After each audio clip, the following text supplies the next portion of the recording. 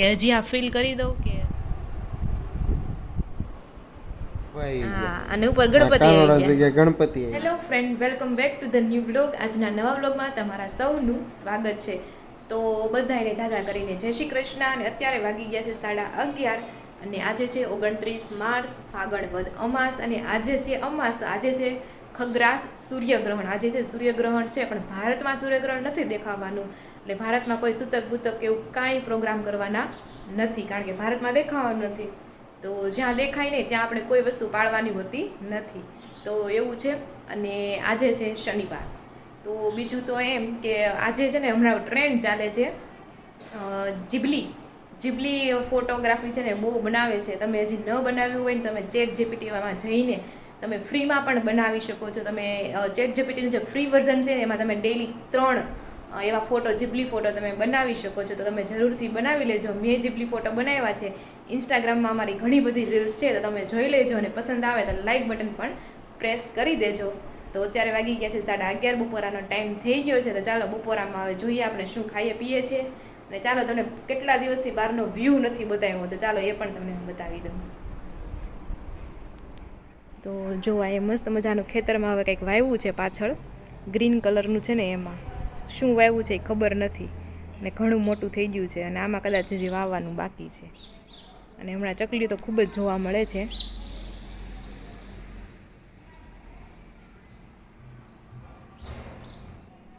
જાય ચકલીઓ.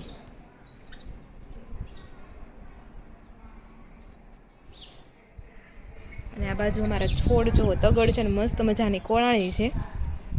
બધા ફૂલ આવે એમ જ છે, ઘણા છે, બધા પાંદરે છે. અહીંયા છે એટલે તગડ ફાઇનલી કોળાણી છે. અને કોયલ વેલ તો બિચારી પૂરું થઈ ગયું છે, એનું કાંઈ છે નહીં. થોડી તો લીલી છે એટલે કદાચ પાછી થાય તો હવે ખબર નહીં. અને ધનવેલ પણ હવે એક કોઈ પાંદડું નથી રહ્યું. ધનવેલ પણ આખી નીકળી ગઈ છે. અને આ કુંડામાં પણ હવે કાંઈ નથી રહ્યું. તો આ બધા પાછું કંઈક વાવશું હવે જોઈએ. કારણ કે એમાં એવું થયું, વચ્ચે આપણે મેરેજમાં ગયા, મેરેજ પછી મમ્મીની પાછા ગામડે જતા રહ્યા. અને પછી આપણે ગૌઠા સાસુ કાશીબા ઓફ થઈ ગયા. એટલે આમાં કાંઈ છોડવામાં ધ્યાન દેવાનું નહોતું, એટલે આ બધું સુકાઈ ગયું છે. પણ ખબર નહીં આ તગડ હાથે હાથે કોણાળી કેમ. કાંઈ નહીં, મસ્ત મજાના વ્હાઈટ ફૂલ આવે છે એમાં. તો ચાલો. તો જો અત્યારે વાગી ગયા છે બપોરના 12 અને બપોરા કરવા માટે સાસુ બેસી ગયા છે. પેલા હું પછી સાસુ ને ગૌઢા હું 3 જણા ખાવા બેતા હતા. પાછા હતા અહીંયા બેના 2 આવી ગયા. હા, પાછા બેના 2 થઈ ગયા. હા, 12 વાગ્યા. હમણાં મમ્મી એમ કહેતા હતા કે બા હતા ને, એટલે બાને અમારે અચાનક જ ઓફ થઈ ગયા. એમ સારું જ હતું, કાંઈ વાંધો હતો નહીં. તો એક જ દિવસમાં એ વહી ગયા. તો મમ્મીએ વિચાર્યું છે કે હું છે ને ધૂંઝાળા કરે છે, બાનો ખાટલો હોલમાં રાખશું એક દિવસ, તો ઈ રૂમ હારી સાફ થઈ જાય. તો બાએ મનમાં વિચાર્યું, કોને ખબર જે હોય ઈ. બા કે હું હા વહી જાવ તો તમારે હા નિરાતે ધૂંઝાળા થાય. એવું થયું. આ તો અમે એમ વિચાર કર્યો, તમે કીધું હોળી જો હોળી દીધ વહી ગયા. હા, એટલે પછી તો આપણે ઓલું હામી ઝાળ કાઢવી પડે, ધૂંઝાળા કરવા પડે હોળી પછી. એટલે મેં કીધું એક દિવસ છે ને બાને હોલમાં ખાટલો રાખશું ને આખો દી બા રહે. અને મેં કે આ રૂમ હારી સાફ થઈ જાય ને બાની ગયા, એવો વિચાર કર્યો હતો. બા આગલે દી જ વહી ગયા. હા, એ તો એવું થયું. હા, કારણ કે અચાનક જ વહી જાય, ખબર જ ન પડે. એમ થાય કે હજી એમ લાગે છે ઘરમાં છે. એમ જ લાગે, ઘરમાં બેઠા છે એમ જ લાગે છે જી. કારણ કે કાંઈ નથી સેવા કરાવી નહીં, બીજું કાંઈ દવા બવા આ કાંઈ વસ્તુ નહીં. એટલે એમ લાગે જ નહીં કે હવે ને બા એવા કાંઈ બીમારી નહોતા ન કરે. એમ થાય કે કાંઈ હતું જ નહીં. એમ કેમ ગયા ને કાંઈ ખબર જ ન પડી. મને તો વિશ્વાસ જ નથી આવતો. મને એમ લાગે રાતે હજી એમ થાય કે હું કારા કરસ. હું બપોરે નાસ્તો કરવા આવું ને તો મને એમ થાય કે બાને નાસ્તો દેવાનો છે. એમ મને એમ થાય, કારણ કે હું નાસ્તો કરતી ને હાર બાને હું આપતી, એટલે યાદ આવે. તો એવું થાય. આમ જોતા જોઈને તો બાનું આમ સારું મૃત્યુ કહેવાય. આવું મૃત્યુ કોને મળે? કોઈને નહીં. કાંઈ હોય એને આવું મોત થાય. અને વળી ઈ મોઢેથી, હા, મોઢેથી જીવ ગયો, પથારી હાવ ચોખ્ખી ગયો. અને બોલતા બોલતા વહી ગયા. બોલતા વહી ગયા. લક્ષ્મીજી રાત રહ્યા. ભાગશાળી હોય ને, અને સુંદડી ઓઢીને ગયા. બધી રીતે બા ભાગશાળી. કાલે બાપા કહેતા હતા ને કે કલ્યાણ બાપા એટલા રોયા હશે ને, એ કે હું મારી જિંદગીમાં નથી રોયો. કે એટલો મને ડેલી પગ દેવાઈ ગયો ને, એટલે કે રોવાઈ ગયું. કે મેં 2 મહિનાથી હારું થઈને મધુને ફોન કર્યો ને. કે પણ એવું તો હું બાને પણ એમ સુરત આવીને મૃત્યુ થવાનું હોય એમ હોય ને. એ તો પછી બાને તો સડવાનું હોય, બીજા બાને સડી જાય ને. કે ભાઈ બાનું મોત અહીંયા જ પોકારતો હોય, પણ એને તો એમ છે ને હું બાને સડી ગયો, હા એમ થઈ જાય કે ભાઈ હું બાને સડી ગઈ. એમ આપણે છે કાંઈક જો આપણે ન દઈએ તો એમ કહીએ ને કે હું બાને સડી ગઈ, જો આપણે થોડી ખબર હતી બા વૈયા જાહે, હા એમ તો એને એવી તો નહોતી ખબર કે બા વૈયા જાહે 2 મહિનામાં, કે હું 2 મહિના હારથી હું મોકલું છું, પણ એને અહીં ભૂમિ પોકારતી હોય એમ હોય. તો એવું બધું છે. તો બપોરા કરવા માટે બેસી ગયા છે, અને બપોરામાં જો ચણાનું શાક છે, રોટલી છે, દહીં અને છાશ ને એવું છે. અને કાલ સાંજે તો મમ્મી આવ્યા હતા ને તે હોગનો હુંડલો લઈને આવ્યા છે.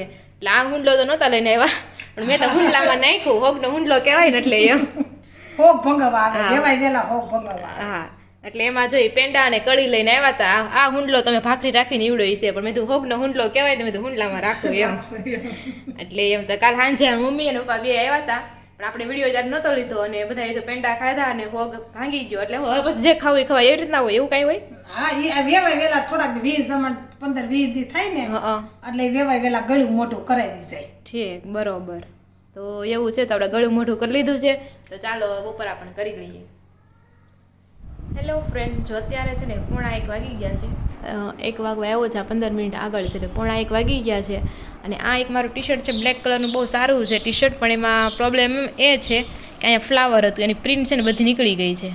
તો હવે હું વિચારું છું આના ઉપર છે ને આ દોરાની મદદથી કંઈક બનાવી નાખું, ફૂલ જ બનાવી નાખું, એટલે છે ને પહેરવામાં છે ને બહુ મસ્ત લાગે. એટલે આપણે એવું કરવાનું છે. આ બધું આપણે છે ને કાઢી નાખ્યું છે, કારણ કે અડધું વહી ગયું હતું ને અડધું હતું, કંઈ સારું નહોતું લાગતું. તો ચાલો આપણે દોરાની મદદથી બનાવીએ અને જોઈએ કેવું બને છે.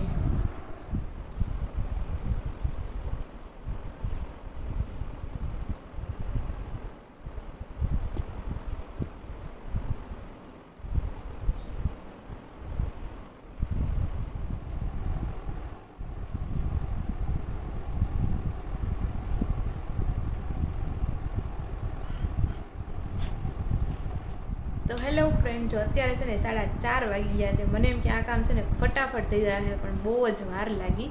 જો 4:30 વાગી ગયા છે, અને આપણું અહીં વર્ક છે ને એકદમ રેડી થઈ ગયું છે. તો તમે કોમેન્ટ કરજો આ કેવું લાગે છે, કે હજી આ ફિલ કરી દઉં કે હજી આ કોરું રાખું, કારણ કે વાર બહુ લાગે છે. આમ પણ સારું જ લાગે છે, તો કોમેન્ટ કરજો. હેલો ફ્રેન્ડ, જો અત્યારે વાગી ગયા છે સાંજના 9, અને જમી કાઢવીને એકદમ નવરા થઈ ગયા છે. નવરા અને અહીંયા છે નકરી જીબલી ક્રિએટ કરવામાં આવે છે. બતાવો તો કોની કોની ઓર્ડર આવે છે?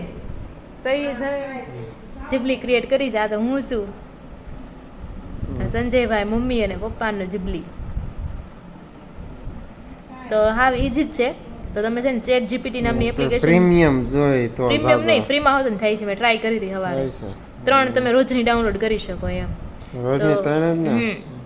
ચેટ જીપીટી જા મમ્મીની છે.